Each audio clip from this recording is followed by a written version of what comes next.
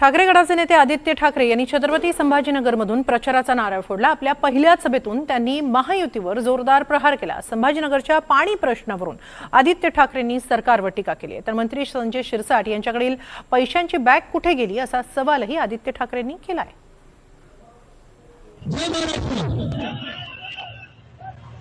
किती दिवस पाणी नाही आलं?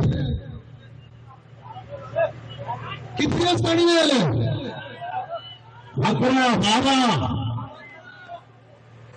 ही परिस्थिती अशीच पाहिजे की बदल घडवायचा?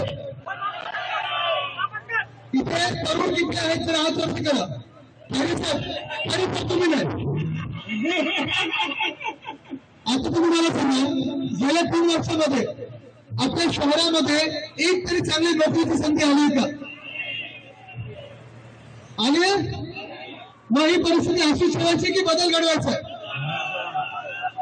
आपल्या शहरामध्ये जे तुम्ही डोक्यावर बसवलेले हे सत्ताधारी आहेत त्यांच्या हातात गेली 3 वर्ष 29 महानगरपालिका आहेत महाराष्ट्रातल्या।